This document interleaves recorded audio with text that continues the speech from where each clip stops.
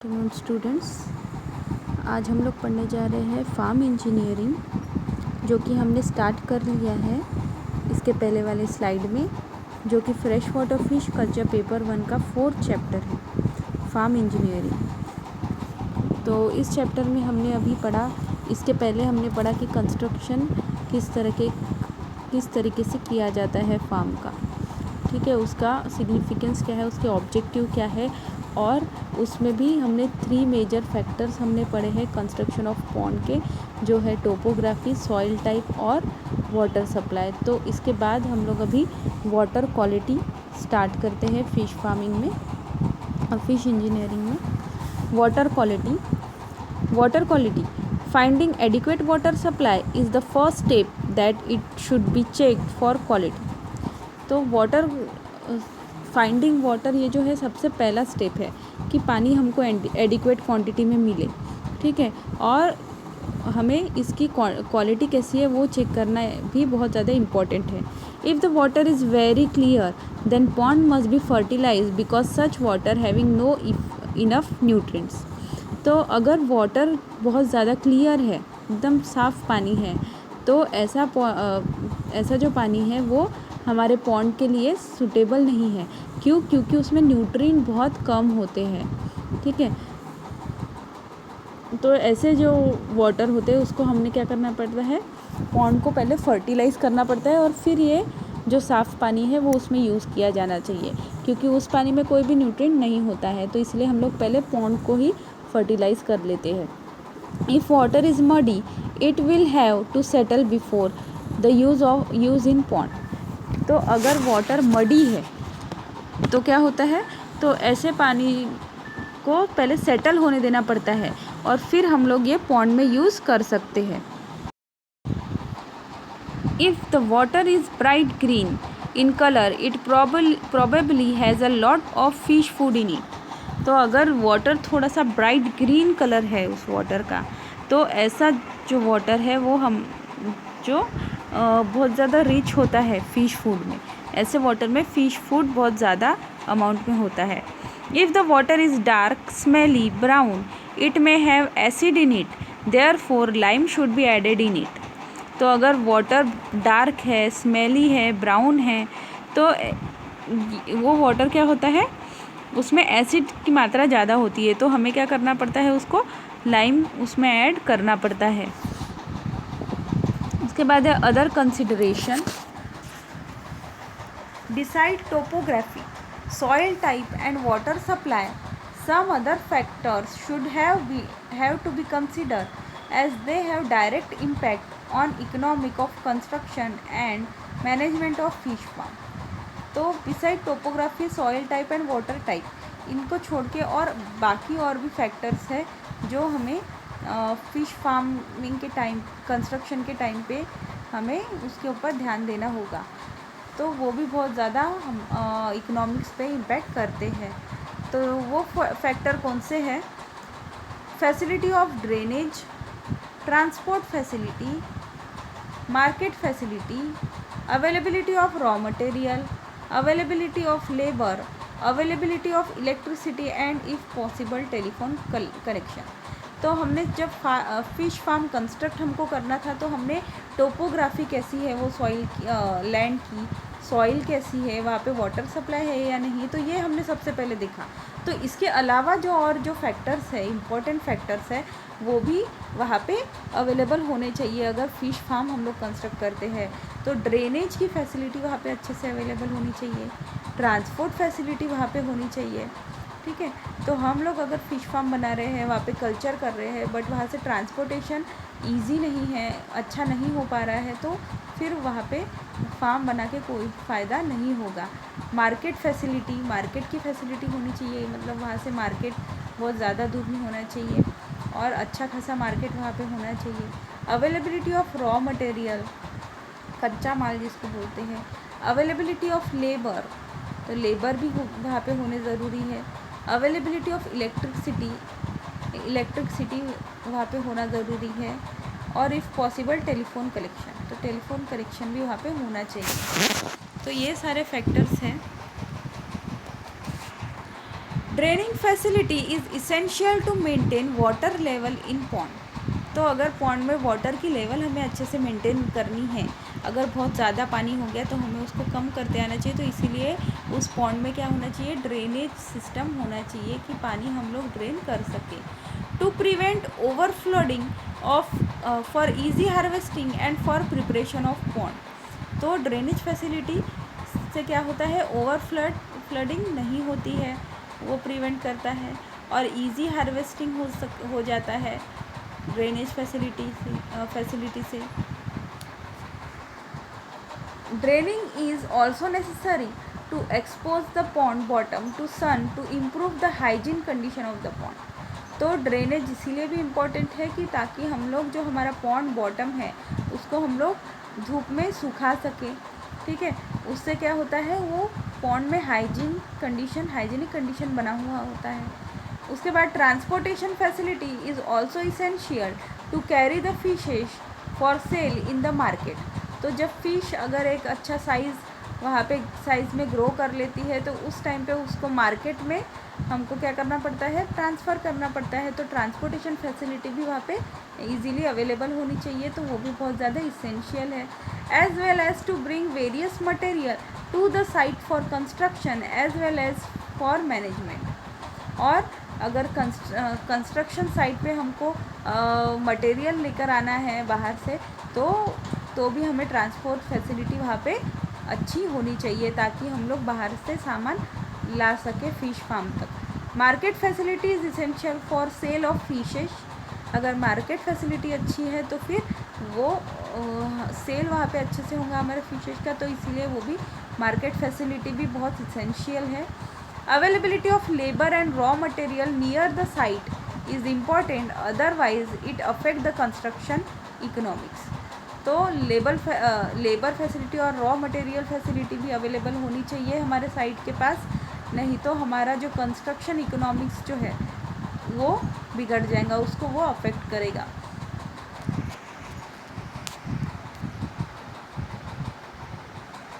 उसके बाद देखिए design and layout. Before construction start layout plan should be drawn up. तो कंस्ट्रक्शन स्टार्ट होने के पहले हमको क्या करना पड़ेगा, लेआउट प्लान ड्रॉ करना पड़ेगा। For location and design of different type of ponds and their embankments, drains, inlet, mechanical spillway, sluice gate, various farm buildings such as laboratory, storehouse, watchman hut, residential quarters etc. तो जब हम लोग ये construction का हम लोग layout बनाते हैं तो उस टाइम पे हमको अलग अलग लोकेशंस पे किस तरह का डिज़ाइन होगा, उसकी डिज़ाइन कैसी होंगी, वो हमको वहाँ पे डिसाइड करना होता है। तो इस टाइम पे डिफरेंट पॉन्ड किस तरह से कैसे होंगे, वहाँ पे एम्बैंकमेंट्स कैसे होंगे, ड्रेनेज उसका इनलेट किस तरह से होगा, mechanical spillway, sluice gate, various farm buildings जैसे कि फार्म में और लेबॉर्ट्री हो सकती है, स्टोर हाउस हो सकता है, वॉचमैन हट्स हो सकते हैं, रेसिडेंशियल क्वार्टर्स हो सकते हैं। तो ये सारी हमको लेआउट हमको ड्रॉ करना है। All the pond should be supplied with water bye channel that is inlet and drain out independently. तो जो जितने सारे पॉन्ड हम लोग बना रहे हैं, सारे पॉन्ड को एक वाटर चैनल सप्लाई होना चाहिए जो कि इनलेट के थ्रू होगा, एंड ड्रेनेज होना चाहिए इंडिपेंडेंटली, मीन्स अपने आप उसका ड्रेनेज होना चाहिए। Hence they should be arranged in series with the water inlet at one and outlet at the another end. तो इसीलिए ये अरेंजमेंट अच्छे से होनी चाहिए पॉन्ड में। तो अगर हम लोग ये सीरीज़ में बना रहे हैं तो हर एक पॉन्ड में एक इनलेट होनी चाहिए और दूसरी तरफ से उसको आउटलेट होनी चाहिए, ताकि इनलेट से हम लोग पानी उसमें भर सके और आउटलेट से हम लोग उसका पानी ड्रेन कर सके। Number of various ponds depend upon type of fish farm. तो वेरियस पॉन्ड कितने हमको बनाने हैं अलग अलग तरीके के, ये किस पे डिपेंड करता है कि वो फ़िश फार्म का टाइप कैसा है। अभी हम लोग देखेंगे किस टाइप का फ़िश फार्म होता है। There are 2 major kind of fish farm. 2 तरीके के फ़िश फार्म यहाँ पे बताए गए हैं। One type where farmer will breed fish for eggs and fry required nursery pond, rearing pond, stocking pond, brood pond etcetera. तो एक जो पहला टाइप है तो उसमें क्या करता है फार्मर, फिशेस में ब्रीडिंग करवाता है जिससे उसको फ़िश के एग्स मिलते हैं और फ्राइज़ मिलते हैं। फिर उसके लिए क्या ज़रूरी होता है, अलग अलग तरीके के पॉन्ड ज़रूरी होते हैं, नर्सरी पॉन्ड, फिर उसके बाद रेयरिंग पॉन्ड, फिर स्टॉकिंग पॉन्ड, उसके बाद ब्रूड पॉन्ड। तो इस तरह के जहाँ पे फार्मर ब्रीडिंग करवाता है तो इस तरीके के अलग अलग पॉन्ड वहाँ पे होने चाहिए उस फिश फार्म में। The other type of fish farm is the farm where farmer grow the fry and fingerling to the fish of marketable size। तो दूसरा टाइप का जो फिश फार्म है उसमें क्या करता है, फिश सीड वो तो बाहर से ही लाता है, जैसे कि फ्राई हो गया, फिंगरलिंग, और उसको मार्केटेबल फिश साइज तक के उसको ग्रो करता है और उसको फिर मार्केट में बेचता है। तो इस टाइप यहाँ पे क्या है, अलग अलग के टाइप के पॉन्ड उसको यहाँ पे नहीं लगेंगे, जैसे कि नर्सरी पॉन्ड, रेयरिंग पॉन्ड, एक ही टाइप का पॉन्ड उसको लगेगा, ठीक है, एक या फिर दो टाइप के पॉन्ड लगेंगे। स्टॉकिंग पॉन्ड तो उसमें वो स्टॉक करेगा और उसमें वो मछलियों को ग्रो करेगा मार्केटेबल साइज़ आने तक के, उसके बाद उसको मार्केट में वो सेल कर देगा। In such farmer requires 1 or 2 rearing pond. तो ऐसे फार्म में फार्मर सिर्फ एक या दो तरीके के फार्म उसको लगते हैं, rearing ponds. For breeding of fish and rearing of fry require more pond than simply rearing of fingerling. तो अगर हम लोग ब्रीडिंग करवाते हैं फिशेस का और बाद में उसको रियरिंग करते हैं तो इस टाइम पे हमको ज़्यादा पॉन्ड की ज़रूरत होती है। देन जब हम लोग सिर्फ रियरिंग करते हैं फिंगरलिंग का, ठीक है, तो इस टाइम पे हमको एक या दो टाइप के पॉन्ड लगते हैं। बट जब हम लोग ब्रीडिंग करवा के जब रियरिंग करते हैं तब हमको ज़्यादा पॉन्ड्स की ज़रूरत होती है। Size and number of various type of ponds determine with reference to the function of the farm. तो साइज़ किस तरह के होने चाहिए पॉन्ड के, उसके नंबर कितने, मतलब कितने क्वांटिटी में हमको पॉन्ड्स चाहिए और कितने टाइप्स हमको चाहिए, वेरियस टाइप, तो वो किस पे डिपेंड होता है कि फार्म का फंक्शन किस तरीके से चल रहा है। अगर बहुत ज़्यादा अमाउंट में वो अगर ब्रीडिंग भी करवा रहा है, बाद में रियरिंग भी करवा रहा है, तो उसको नंबर ऑफ़ पॉन्ड भी ज़्यादा लगेंगे और वेराइटीज़ ऑफ पॉन्ड भी ज़्यादा लगेंगी। और अगर वो सिर्फ वहाँ पे रियरिंग कर रहा है, मतलब सीड प्रोड्यूस नहीं कर रहा, ब्रीडिंग नहीं करवा रहा है फार्मर, तो इस टाइम पे हमको कम नंबर में पॉन्ड वहाँ पे लगेंगे। तो ये है फंक्शन किस तरीके से हो रहा है फिश फार्म में, तो इसके ऊपर डिपेंड करता है उस पॉन्ड का साइज़, नंबर और उसकी variety. As such, there exists no standard recommendation for the ratio of water spread area between nursery, rearing and stocking pond। वैसे तो कोई ऐसा स्टैंडर्डाइजेशन नहीं है कि एरिया कितना होना चाहिए किसी नर्सरी का, रेयरिंग पॉन्ड का या फिर स्टॉकिंग पॉन्ड का, और उनकी रेशियो कितना होना चाहिए। But however in a common practice the ratio between nursery, rearing and stocking pond varies from 6:2:1 to 4:2:1। तो कॉमन प्रैक्टिस में ये रेशियो बताया गया है नर्सरी, रेयरिंग और स्टॉकिंग पॉन्ड का।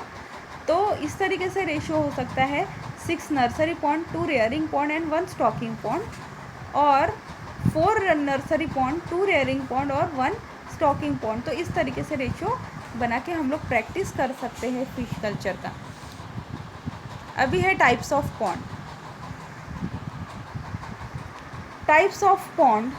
There are 2 main types of pond depends on water supply, topography and soil type। तो ये जो फैक्टर्स है, टोपोग्राफी, सॉइल सप्लाई और सॉइल टाइप और वाटर सप्लाई, तो इसके ऊपर डिपेंड मतलब 2 टाइप के पॉन्ड हम लोग बना सकते हैं depending on water supply, topography and soil type. उसमें है बैरेज पॉन्ड्स और diversion pond. The main difference between these 2 types of pond is the water source. यहाँ पे वाटर सोर्स के ऊपर डिपेंड करके यहाँ पे 2 टाइप यहाँ पे बनाए गए हैं, बैरेज पॉन्ड और डाइवर्जन पॉन्ड। तो बैरेज पॉन्ड्स पढ़ते हैं हम लोग। Barrage ponds are form at the base of the valley तो किसी वैली के बेस पे ये पॉन्ड बनाए जाते हैं, that is in the low places by constructing the one wall. तो ऐसे एरिया जो कि लोअर एरियाज होते हैं जहाँ पे हम लोग एक वॉल बना के पानी को होल्ड करके रखते हैं, which hold the water inside. तो जो वैली से जो रेनफॉल का वगैरह पानी होता है तो वो रन ऑफ उस लो एरिया में आके रुक जाता है, और वहाँ पे हम लोग ने क्या बनाई है, एक वॉल बनाई है जो कि वाटर होल्ड करके रखती है। Barrage pond are usually filled with water by rainfall और स्प्रिंग वाटर। तो बैरेज पॉन्ड जो है वो रेनफॉल वाटर या फिर स्प्रिंग वाटर से फिलअप होते हैं। In these pond simple drainage system can be use. तो ऐसे पॉन्ड में एक सिंपल ड्रेनेज सिस्टम यूज़ होता है। The barrage pond should not be built where the flow of water is too great because it break the wall of pond due to force of water। तो हम लोग ये जो barrage pond बनाते हैं तो ऐसी जगह पे हम लोग नहीं बनाते कि जहाँ पे बहुत ज़्यादा वाटर फ्लो होके बहुत ज़ोर के वाटर फ्लो होता है। तो ऐसे अगर हम जब इस जगह पे बनाते हैं पॉन्ड तो क्या होते हैं, जो हम लोग वॉल बनाते हैं वो वाटर फोर्स से टूट जाती है। तो इसीलिए हम लोग जो बैरेज पॉन्ड बनाते हैं वैली साइड में बनाते हैं, लो एरिया में बनाते हैं, और ऐसी जगह पे बनाते हैं जहाँ पे वाटर रन ऑफ करके आता है, मतलब रेनफॉल वाटर हो गया या फिर स्प्रिंग वाटर हो गया। तो ये वाटर क्या होता है, उस पॉन्ड में जमा होता है, तो इसे कहते हैं बैरेज पॉन्ड। अभी है diversion pond. This pond are made by diverting water from another source like stream और रिवर। तो इसका नाम ही डाइवर्जन पॉन्ड है। मीन्स किसी वाटर स्ट्रीम से और रिवर से क्या किया है, इसका पानी डाइवर्ट करके हमने जो पॉन्ड बनाया है उसमें उसका पानी डाइवर्ट किया है। तो ऐसे पॉन्ड को हम लोग डाइवर्जन पॉन्ड बोलते हैं। Channels are dug to carry the water from the water source to the pond. तो चैनल्स यहाँ पे बनाए जाते हैं, खोद करके क्या किए जाते हैं, वहाँ से पानी डाइवर्ट किया जाता है खुदाई करके। तो वो जो रिवर का और स्ट्रीम का पानी होता है वो फ्लो होके हमारे पॉन्ड में आ जाता है। Diversion pond are build in two ways, namely rosary system and parallel system. तो डाइवर्जन पॉन्ड जब हम लोग बनाते हैं तो हम लोग दो तरीके से बना सकते हैं, जिसका फर्स्ट है rosary system and parallel system. तो हम ये दोनों सिस्टम के बारे में अभी पढ़ेंगे। तो ये है डाइवर्जन पॉन्ड।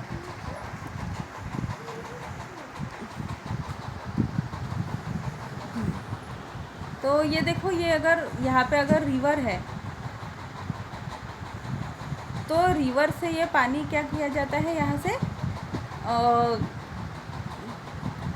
खुदाई करके ये पानी डाइवर्ट किया जाता है, फिर वो यहाँ से अपने इस पॉन्ड में जाता है। तो यहाँ पे एक पॉन्ड के शेप का यहाँ पे खुदाई करके एक पॉन्ड बनाया जाता है। तो रिवर का जो पानी है यहाँ से इस पॉन्ड में आता है, और फिर जब ड्रेन करना होता है तो ये ड्रेन होके फिर से यहाँ से निकल जाता है। तो इस तरह के जो पॉन्ड होते हैं उन्हें डाइवर्जन पॉन्ड कहते हैं। तो इसमें है पहला rosary system. In this system pond are made one after another in the stream.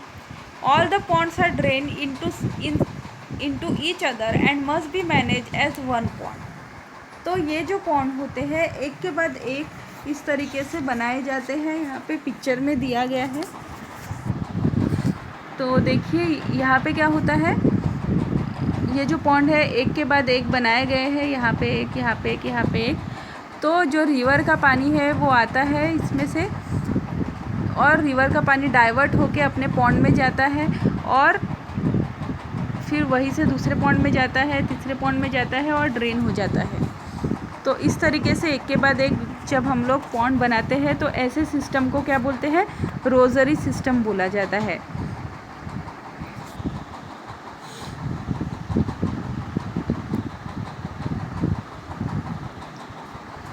उसके बाद है parallel system. In this system each pond has its own inlet and outlet. अभी हमने जो रोजरी सिस्टम पढ़ा उसमें क्या होता था, वही जो वाटर है वो एक पॉन्ड में जाता था, फिर वो फिल हो गया वो दूसरे पॉन्ड में जाता था।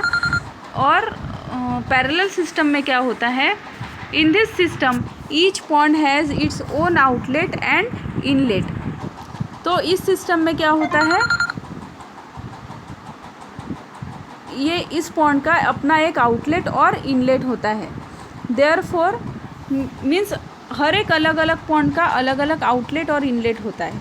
Therefore each pond can manage as a separate pond. तो हर एक पॉन्ड को हम लोग एक सेपरेट पॉन्ड मैनेज कर सकते हैं. Both the system have some advantages and disadvantages. और दोनों सिस्टम में क्या है, अपने एक एडवांटेजेस है और डिसएडवांटेजेस भी है.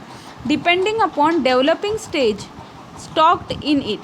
तो पॉन्ड्स आर 3 टाइप नेमली.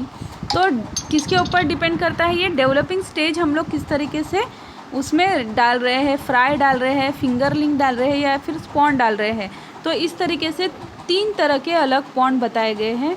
तो हमने ये पॉन्ड पहले भी पढ़े हैं, nursery pond, rearing pond and stocking pond.